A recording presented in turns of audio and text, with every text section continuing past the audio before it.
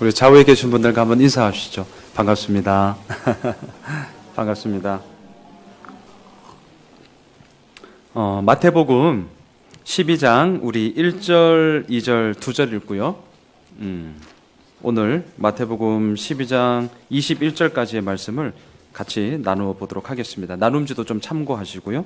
먼저 함께 읽기는 우리 마태복음 12장 1절, 2절, 우리 2절 함께 읽도록 하겠습니다. 마태복음 12장 1절, 2절인데요. 나눔지도 있으니까요. 같이 좀 참고하시면서 보면 되겠습니다. 함께 읽겠습니다. 시작. 그때에 예수께서 안식일에 밀밭 사이로 가실새 제자들이 시장하여 이삭을 잘라 먹으니 바리새인들이 보고 예수께 말하되 보시오, 당신의 제자들이 안식일에 하지 못할 일을 하나이다. 마태복음 12장에 들어서면 이제 소위 안식일 논쟁과 또한 내일 새벽에 좀 보게 될 텐데요. 바알세불 논쟁 등 예수 그리스도가 정말 이 땅에서 하나님의 아들이시며 또한 말 그대로 메시아 그리스도로 이 땅에 오신 것이 맞냐라는 것에 대한 아주 뜨거운 이제 논쟁이 이루어지고 있고요. 또 오늘 우리가 보겠지만 바리새인들은 그 예수를 이제 죽일까 하여 본격적인 그런 죽이고자 하는 그런 논의들이 이루어지는 것을 보게 됩니다. 오늘 우리가 좀 살펴보고자 하는 것은 두 가지의 논쟁 가운데 또한 두 가지의 반응, 두 개 이렇게 좀 살펴보려고 합니다. 첫 번째 논쟁은 1절로 8절까지인데요. 안식일에 하지 못할 일을 예수님께서 하셨다라는 것으로 인하여서 바리새인들이 이제 시비를 걸고 있는 것이고요. 또한 두 번째는 9절로 13절까지를 보면 안식일에 병 고치는 것이 과연 옳은 건 맞습니까? 라고 다시 한번 시비를 걸고 있고요. 이것에 대해서 바리새인들의 반응, 예수님의 반응이 이러이러했다라는 것을 오늘 좀 살펴보고자 합니다. 우리가 앞서 1절, 2절을 보았는데 이제 안식일 논쟁이 이렇게 시작되고 있습니다. 다시 한번 1절을 보세요. 그때에 예수께서 안식일에 밀밭 사이로 가실새 제자들이 시장하여 이삭을 잘라 먹었습니다. 자, 이제 문제가 뭐냐면 제자들이 배가 고파서 이삭을 잘라 이제 먹었다는 거죠. 근데 2절을 보세요. 바리새인들이 보고라고 할 때 이 보고라는 말이 그냥 흘려가면서 쟤들이 이삭을 잘라 먹네 이게 아니고요.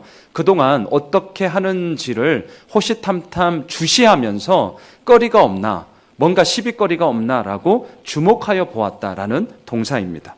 바리새인들은 예수님이 이스라엘 백성들로부터 칭송을 받기 시작했고 또한 모든 여론이 예수님께로 옮겨져 가는 것을 보면서 이제 자신의 그런 기득권 유지에 있어서 어려움이 있다는 것을 알게 되었죠.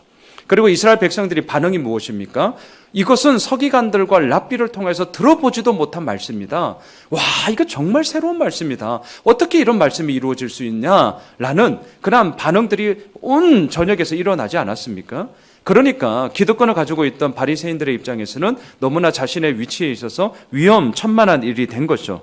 그래서 주시했다라는 거죠. 자, 그렇게 보고 있었는데 마침 하나의 이제 거리를 잡은 것 아니겠습니까? 그래서 2절에서 이렇게 얘기합니다. 예수께 말하되 보시오! 이렇게 얘기합니다. 보시오!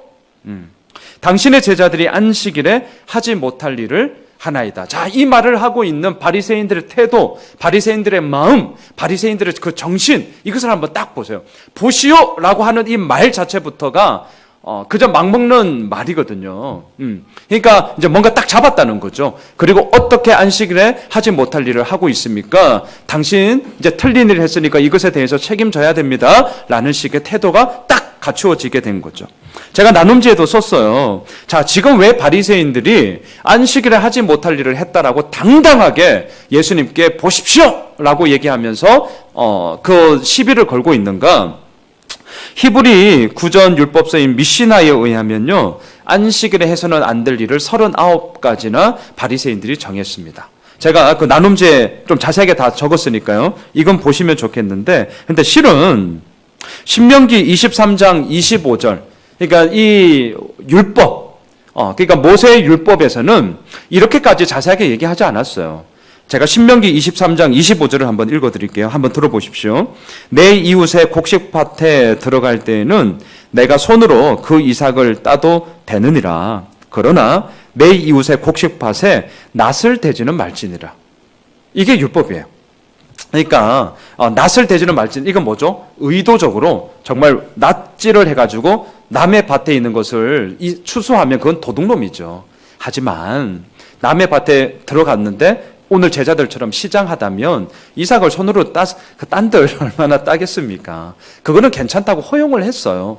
더군다나 이 민수기의 이 말씀은 신명기의 이 말씀은 극빈자들 있지 않습니까? 또 사회적으로 미취학 계층들을 향하여서 허용했던 거죠. 그래서 우리가 룻기 같은 걸 보면 보아스가 그의 밭에 잘 살지 못했던 그래서 모압 여인 룻도 거기서 이삭 줍기를 했던 것 아니겠습니까? 바로 그것을 얘기하는 거죠. 그런데 바리새인들은 이러한 모세의 율법에 더 시간이 지나면서 점점 더 이것을 잘 지키고자 했던 거죠. 그러니까 이 말씀에 대해서 온전하게 자신의 삶 가운데 적용해 보고자 하나하나 이제 더 세세하게 들어가기 시작한 거예요. 근데 그게 어떻습니까? 결국 이 예수님 당시에 바리새인들 그리고 이스라엘 백성들에게는 너무나도 숨막히는 올무가 되어버린 것이죠. 그래서 보십시오. 39가지 쭉 제가 적었는데요. 쟁기질도 안 되고 씨 뿌리기도 안 되고 추수하는 것도 안 되고 뒤에 보면 뭐 추수단 묶는 것도 안 되고 푸는 것도 안 되고 바느질도 안 되고 집 짓는 것도 안 되고 무너뜨리는 것도 안 되고 그건 뭐 하자는 거죠. 이 꼼짝을 못하게 만들어 놓은 것입니다. 여하튼 간에 이 바리새인들의 이 규정에 의하면 이삭을 잘라 먹는 행위는 추수하는 거였고 탈곡하는 거였고 키질하는 것이었기 때문에 안식일에 해서는 안 될 일을 무려 3가지나 범하였다고 예수님께 당당하게 보시오라고 얘기하면서 이제 논쟁거리를 넣기 시작했습니다. 참고로 제가 나눔지 2번째도 좀 적었지만 안식일에 이동할 수 있는 거리도 이들이 얘기를 했습니다. 답부터 말씀드리면 대략 한 1km 정도 됩니다. 그래서 참고로 사도행전 1장 12절에도 이런 말씀이 있어요. 제자들이 감람원이라 하는 산으로부터 예루살렘에 돌아오니 이 산은 예루살렘에서 가까워 안식일에 가기 알맞은 길이라. 이렇게. 그러니까 이 당시에 이처럼 안식일에 해당하는 거리, 안식일 동안 움직여야 했던 거리가 통상적으로 적용이 되었던 거예요. 사도행전들 누가가 기술하지 않았습니까? 그러니까 이 누가도 이 당시에 그 모든 표현에 의하여서 대략 한 1km 정도 내외로 이 거리를 움직일 수 있다는 것을 허용하고 있는 거죠. 자, 여하튼 간에 예수님은요, 안식일에 밀밭 사이로 가셨고 제자들이 이삭을 잘라 먹었습니다. 자, 이러한 바리새인들의 논쟁, 그런 시비에 대해서 이제 2가지를 대답을 하는데요. 3, 4절로 가보실까요? 함께 읽겠습니다. 시작. 예수께서 이르시되 다윗이 자기와 그 함께한 자들이 시장할 때에 한 일을 잃지 못하였느냐? 그가 하나님의 전에 들어가서 제사장 외에는 자기나 그 함께한 자들이 먹어서는 안 되는 진설병을 먹지 아니하였느냐. 자, 이 논쟁에 대해서 첫 번째로 다윗 예를 듭니다. 왜 다윗 예를 들었느냐? 유대인의 이상적인 왕이었고 메시아는 다윗의 자손으로 온다는 메시아상을 이스라엘 백성들은 가지고 있었기 때문입니다. 다시 말할까요? 다윗 하면 모든 유대인들이 반대할 수 없는, 반박할 수 없는, 모든 이들이 다 칭송하고 존경하는 그 왕의 예를 딱 들므로 말미암아, 자, 그래? 그러면 한번 보자. 보시오 했으니까 예수님도 그래? 그럼 한번 우리 보자. 그리고 다윗 예를 들게 되는 것이죠. 이 본문은 사무엘상 21장 1절에서 6절 사울 왕의 그러한 다윗을 이제 죽이고자 함 때문에 도망가던 이야기 아닙니까? 높 땅으로 도망가게 되었죠. 하지만 정말 먹을 것이 없어서 노베에 있던 제사장에게 얘기를 했지만 이 제사장 역시 가지는 게 없었습니다. 마침 그때 진설병이 있었죠. 진설병에 대해서는 오늘 나눔지를 좀 자세히 보시면 좋겠고요. 마치 앞에 우리 이 테이블에 있는데 이 테이블에 빵 6개씩 2줄로 12지파를 얘기하죠. 그리고 안식일에 들어가서 진설병 말 그대로 테이블 위에 펼쳐져 놨다는 거예요. 진설해 놨다는 거예요. 그 병이 그 떡이 곰팡이를 피거나 혹 썩었거나 뭐 이제 이렇게 되기 전에 항상 제사장이 안식일에 들어가서 그 교체를 하고 그 교체된 빵은 그 교체된 떡은 제사장만이 거룩한 곳에서 먹게 되어져 있었습니다. 그런데 이 규정을 다윗이 어기게 된 것 아니겠습니까? 자, 그것을 가지고 지금 주님께서 얘기를 하시는 거죠. 또 하나 더 보실까요? 5절로 넘어가시죠.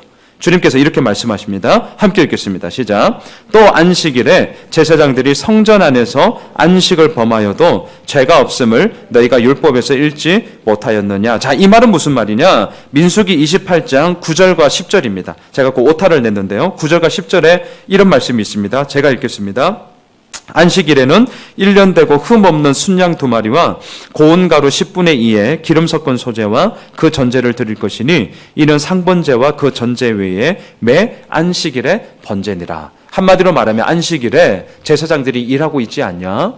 소제가 곡식 빻아서 드리는 제사 아닙니까? 곡식 빻아서 제사 드리고 있지 않니? 날마다 번제 드리고 있지 않니? 제사장들은 허용하면서 왜? 내 제자들이 이삭 잘라 먹는 걸 가지고 그렇게 야단 법석을 뜨니 지금 이렇게 얘기를 하고 있습니다. 자, 그러면서 6절로 한번 계속 가보세요. 6절에서 이렇게 얘기합니다. 함께 읽을까요? 시작. 내가 너희에게 이르노니 성전보다 더 큰 이가 여기 있느니라. 자, 저를 보세요. 지금 예수님께서요, 제자들과 함께 밀밭 사이로 가고 있었습니다. 밀밭 사이로. 그러면서 그 시비를 걸고 있는 바리새인들을 향하여서 두 가지 예를 들잖아요. 다윗이 성전에서 진설병을 먹었던 것, 제사장이 성전에서 안식일에도 소제 또한 제사를 드리기 위해서 일했던 것을 얘기를 들어요.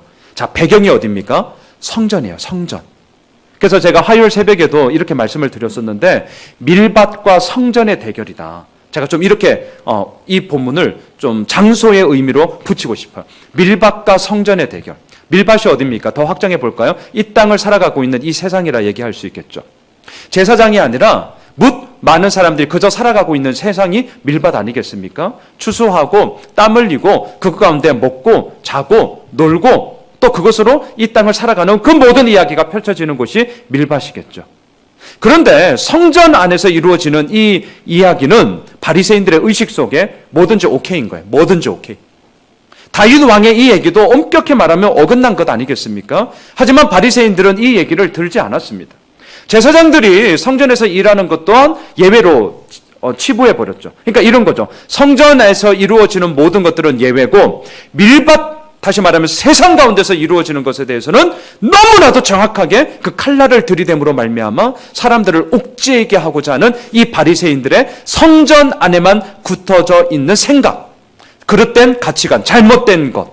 그래서 6절에서 주님께서 정확하게 꼬집는 것입니다. 이렇게 얘기하셨잖아요. 내가 너희에게 이르노니 성전보다 더 큰 이가 여기 있느니라.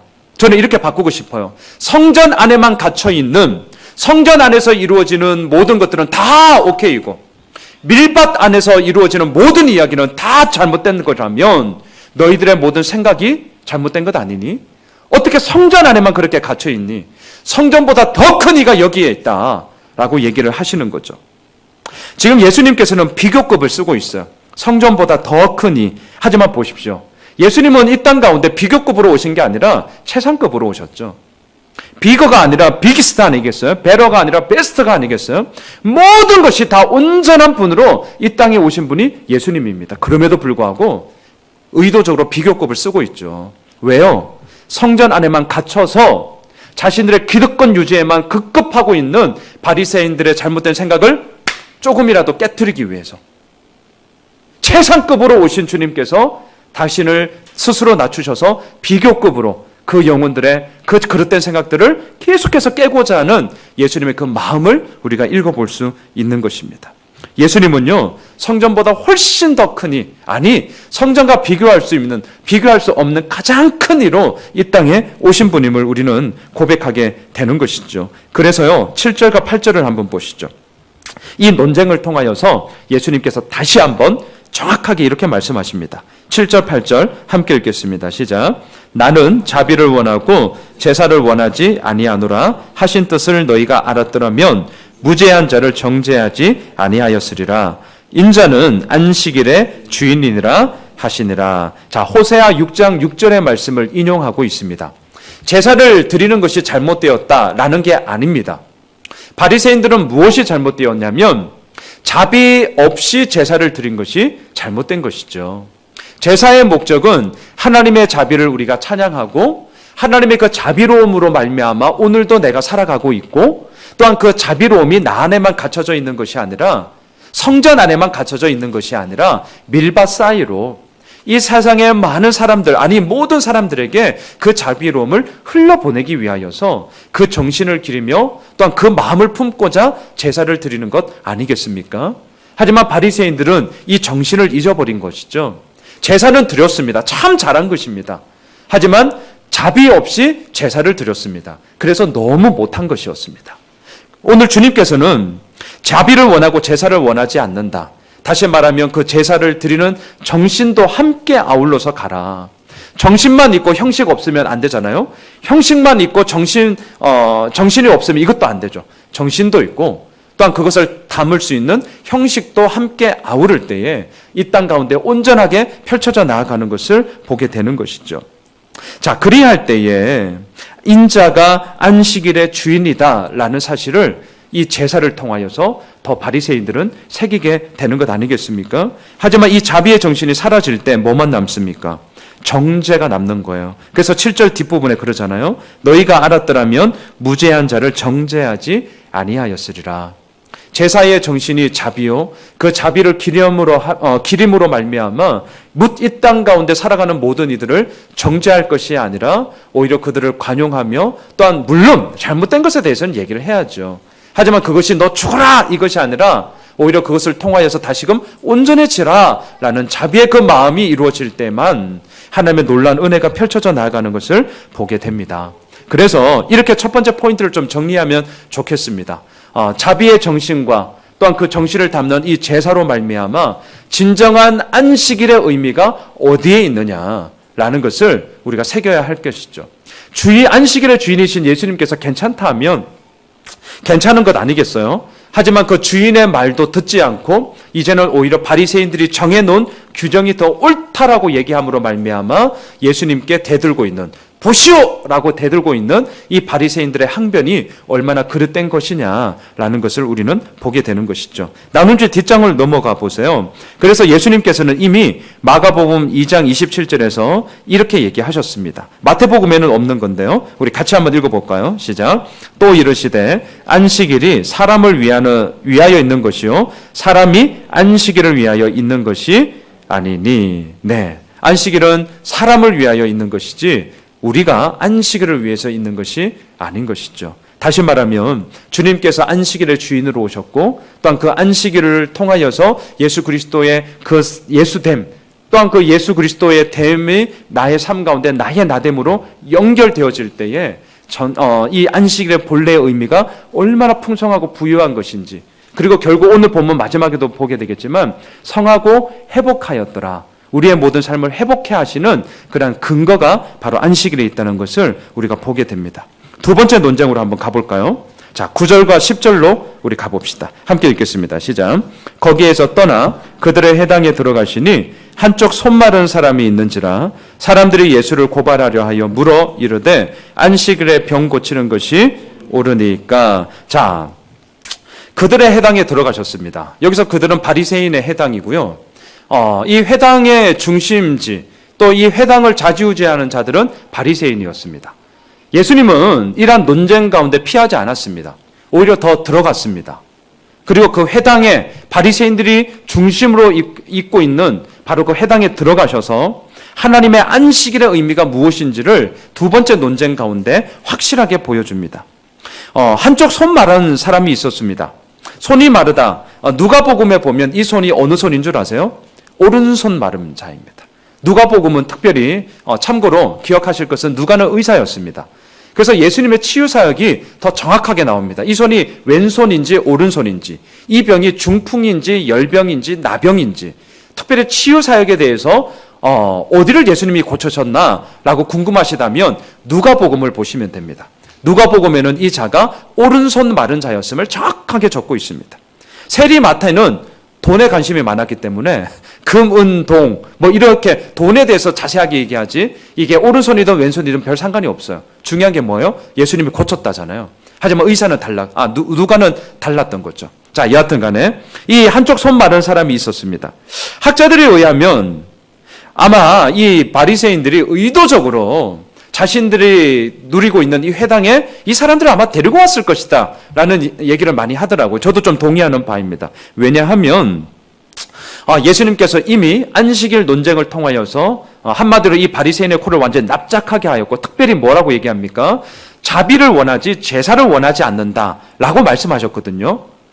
이 자비라는 말이 이 바리새인들의 이 소화가 안 된 거죠. 그러니까 이 목에 딱 걸린 거예요. 그래서 그래? 그러면 그래. 네가 얼마나 한번 자비를 베푸는지 한번 보자.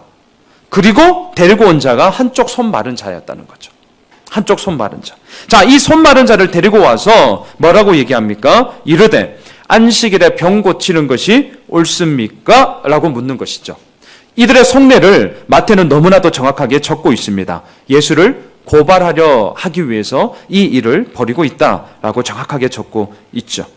자, 그러자 11절로 13절로 가보실까요? 예수님께서 이들의 마음을 너무나 정확하게 아셨고요. 또한 이들이 그동안 지키고 있던 이 규정을 이용해서 병 고치는 것이 옳은 거다라고 이렇게 말씀하십니다. 같이 읽도록 합시다. 11절로 13절입니다. 시작. 예수께서 이르시되 너희 중에 어떤 사람이 양 한 마리가 있어 안식일에 구덩이에 빠졌으면 끌어내지 않겠느냐? 사람이 양보다 얼마나 더 귀하냐? 그러므로 안식일에 성을 행하는 것이 옳으니라 하시고, 이에 그 사람에게 이르시되 손을 내밀라 하시니 그가 내밀매 다른 손과 같이 회복되어 성하더라. 당시 유대인들의 규정에 의하면 구덩이에 빠진 양을요, 죽지 않을 경우면 정말 안식일을 지키기 위해서 노동을 해야 돼서는 안 되기 때문에 먹을 것은 줬어요. 근데 정말 이 구덩이에 빠져서 이 양이든 소든 뭐든 간에 죽게 생겼다 라고 할 경우에는 구덩이에서 빼냈거든요. 이게 이 당시 그들이 지켰던 규정입니다. 그걸 지금 주님께서 들고 있는 거예요. 그리고 나서 얘기를 하시는 거죠. 사람이 양보다 더 귀하지 않니? 이 병으로 말미암아 이렇게 어려움을 당하고 있고 그 모든 삶의 피폐함을 당하고 있는 자를 보면서 어찌 가만히 있을 수 있냐? 병 고치는 것이 옳은 것이다 라고 얘기를 합니다. 그러면서 안식일에 선을 행하는 것이 옳다라고 말씀하세요. 자, 여러분, 성경에서 말하는 선의 개념을 꼭 좀 기억해 주시면 좋겠습니다. 성경에서 말하는 선의 개념은 착한 일 하다, 다른 사람에게 도와주다라고 일반 도덕 윤리적의 그런 착함을 선이라고 얘기하지 않습니다. 성경에서 말하는 선의 궁극적인 의미는 생명을 구하는 것이고 영혼 구원이에요. 예수님은 이 땅 가운데 선을 행하기 위해 오셨어요. 그 선은 죽어가는 영혼들을 살리기 위함이요, 그 생명을 건져내기 위함입니다. 안식일이 왜 있느냐? 선을 행하기 위함이었고요. 이 안식일로 말미암아 우리들 삶 가운데 회복과 치유로 말미암아 하나님의 하나님 되심을 바라보게 하기 위함이었습니다. 그래서 13절에 이 안식일의 의미를 이렇게 얘기하는 거죠. 회복되고 성하게 되었다. 이것이 안식일의 목적임을 분명하게 주님은 오늘 바리새인들의 회당에서 그리고 그 주변에 모여있는 모든 사람들에게 분명하게 당신의 이야기를 하게 되십니다. 자, 그러자 이러한 논쟁거리, 두 개의 논쟁거리를 통하여서 바리새인들의 반응이 어떻게 이루어집니까? 14절로 가시죠. 함께 읽겠습니다. 시작. 바리새인들이 나가서 어떻게 하여 예수를 죽일까 의논하거늘. 예수님은 안식일에 선을 행하심으로, 다시 말하면 생명을 구하심으로 말미암아 이 땅 가운데 생명이 퍼져가기를 소망하셨습니다. 하지만 바리새인들은 완전히 반대입니다. 어떻게 죽일까 의논하거늘. 이들의 목적은 죽이는 것이었습니다. 그리함으로 말미암아 예수님이 자신을 성전보다 더 큰 사람, 안식일의 주인이라고 하는데 격분하게 되었고, 또한 그리함으로 예수님을 없앰이 자신들이 가지고 있는 권리와 또한 명예와 또한 그 모든 권력들을 온전하게 유지할 수 있는 길인 것을 이들은 더욱더 깨닫게 되었고, 그것을 향하여서 몰두하게 되었던 것이죠. 자, 참고로 신약에 나타난 바리새인에 대한 부분들을 제가 나눔지에 좀 자세하게 적었는데요.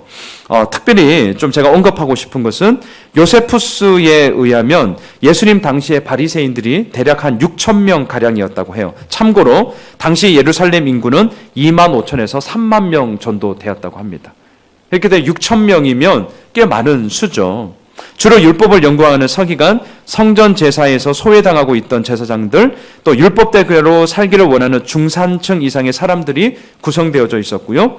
바리새인들은 천사, 영처럼 이러한 영의 존재를 인정하였고요. 부활과 영생을 인정했고요. 또 메시아가 올 것을 인정했던 사람들입니다. 참고로 사두개인들은 영의 존재를 믿지 않았습니다. 그리고 사두개인들은 정치적으로 아주 교묘하고 또 정치적인 색깔을 훨씬 더 많이 띠고 있는 자들이 사두개인이었습니다. 그래서 복음서에 보면 사두개인과 바리새인들의 논쟁이 나타나요. 뭔 논쟁이냐면 천사 논쟁. 사두개인은 영적 세계를 안 믿었거든요.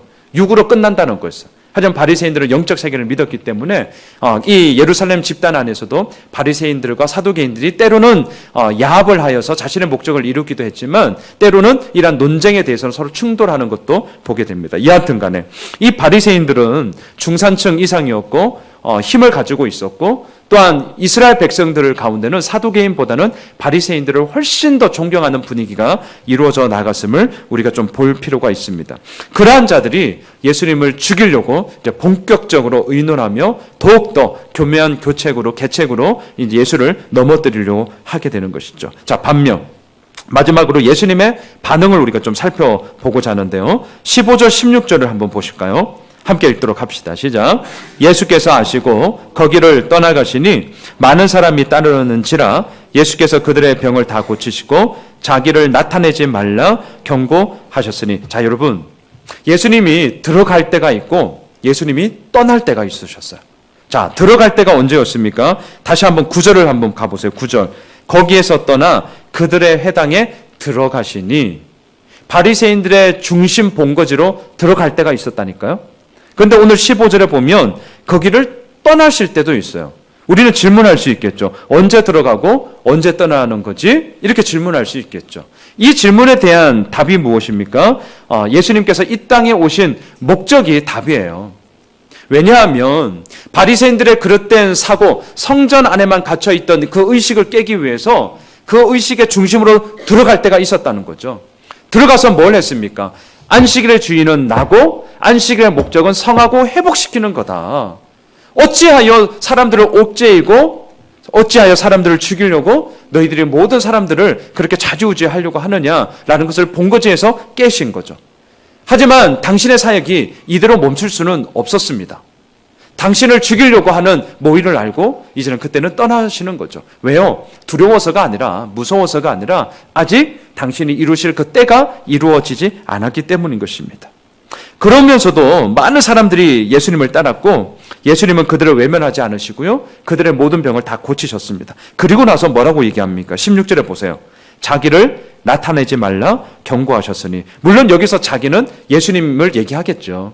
예수님이 이러한 일들을 했다는 것을 나타내지 마라라고 경고를 하셨어요. 근데 저는 이 말씀을 좀 묵상하면서 한 걸음 좀 더 나아가 보게 되었어요. 이 자기가 1차적으로는 예수님입니다. 예수님이 이러한 일을 했다는 것을 알리지 말라. 하지만 이 자기를 더 나아가서는 우리에게도 그대로 적용할 수가 있는 거죠, 실은. 왜요? 바리새인들은 자기를 나타내려고 온갖 술수를 지금 다 쓰고 있기 때문입니다. 또한 이 이스라엘 백성들은 병고침을 당하고 나서 그렇게 말하지 말라고 했지만 어찌 자신의 삶 가운데 이루어진 이 변화를 그냥 가만히 있을 수 있었겠습니까? 동네 가서라도 아니면 가족들에게라도 이 말은 어차피 다 나오게 되는 것 아니겠습니까? 자기를 나타내지 말라라는 이 말씀 앞에 예수님은 자신의 사역의 그 때가 아직 이루어지지 않았기 때문에 그것에 대해서 본격적인 가동을 시작하지 않는 것이고요. 한편으로는 바리새인들이 행하고 있는 악습, 자기를 나타내기 위해서 어떻게든 수작을 부리고 있는 그들을 향한 경고이기도 한 것이었죠. 자, 이런 모든 모습 속에 마태는 17절로 마지막 21절까지를 보면 이러한 예수님의 모습에 대해서 이사야 42장에 있는 말씀을 인용하면서 메시아가 조용히 고난을 당하기 위해서 나아가고 있다라는 그 그림을 같이 붙입니다. 그게 마태복음의 의미인데요. 우리 17절로 21절까지의 말씀을 좀 길지만 우리 한 목소리를 함께 쭉 읽도록 하겠습니다. 17절로 21절입니다. 함께 읽습니다. 이는 선지자 이사야를 통하여 말씀하신 바 보라 내가 택한 종 곧 내 마음에 기뻐하는 바 내가 사랑하는 자로다. 내가 내 영을 그에게 줄 터이니 그가 심판을 이방에 알게 하리라. 그는 다투지도 아니하며 들레지도 아니하리니 아무도 길에서 그 소리를 듣지 못하리라. 상한 갈대를 꺾지 아니하며 꺼져가는 심지를 끄지 아니하기를 심판하여 이길 때까지 하리니 또한 이방들이 그의 이름을 바라리라 함을 이루려 하심이니라. 예수님께서는요, 이처럼 자신의 모든 사역을 나타내지도 않으셨고, 들레다라는 말은 야단스럽게 소란을 피우며 떠들다 이런 뜻이더라고요. 이게 우리 말인데 저도 이게 무슨 말이지? 그래서 국어사전을 찾아봤어요. 야단스럽게 떠들며 막 소리 내는 것을 들레다라는 단어를 쓰더라고요. 자, 이렇게 주님께서는 자신을 나타내지 않았습니다. 그럼에도 불구하고 이 예수님의 이 사역은 모든 사람들에게 퍼져가게 되었죠. 왜요? 20절에서 얘기하는 것처럼 주님의 그 모든 사역은 치유와 회복의 사역이었기 때문입니다. 상한 갈대를 꺾지 않으시고 꺼져가는 심지를 끄지 아니하셨습니다. 언제까지요? 심판하여 이길 때까지. 예수 그리스도가 이 땅에 오신 것은 모든 이들을 구원하기 위함이지만 한편으로는 심판이 이 땅 가운데 있음으로 말미암아 나를 통하지 않고서는 이 모든 심판을 이길 수 없다라는 것을 말씀하기 위함 아니었겠습니까? 바로 그 사역을 위하여서 주님께서 오셨고, 그래서 17절로 21절을 보시면 이방에 알게 하리라 라는 이방이라는 단어가 2번 반복되고 있습니다. 18절 맨 뒤에 보면 그가 심판을 이방에 알게 하리라. 21절도 보세요. 또한 이방들이 그의 이름을 바라리라. 마태복음은 1차적으로 유대인들이 독자입니다. 유대인들이 독자예요. 그러니까 이들의 사역 가운데 이방은 배제되어 있는 민족입니다. 예수님의 그 사역은 유대인들을 중심으로 이루어지는 그것으로만 자꾸 끝난다라고 그들의 생각 속에 갇혀 있었습니다. 그래서 마태복음은 이 유대인들을 향하여서 얘기하는 것이죠. 예수님은 우리를 위하여서 오신 것도 맞지만 더 나아가 이방을 향하여서 나아가고자 함이었다라는 것을 이 마태복음을 통하여 우리들에게 말씀을 하고 있는 것이죠. 자, 그러면서 18절을 보세요. 특별히 주님께서 내가라는 단어를 무려 5번이나 반복하고 있습니다. 이것은 무엇을 얘기합니까? 하나님의 절대적인 주권 하에서 이 모든 일들이 다 이루어질 것이다 라는 것을 우리들에게 말씀하고 있는 것이죠. 내 마음에 기뻐하는 바 내가 사랑하는 자로다. 내가 내 영을 그에게 줄 터이니 그가 심판을 이방에 알게 할 것이다. 이 하나님의 절대적인 주권 하에서 이루어지는 예수 그리스도의 그 사역이 곧 모든 영혼들을 살리게 됨을 우리들에게 얘기하게 하시는 거죠. 말씀을 정리하겠습니다.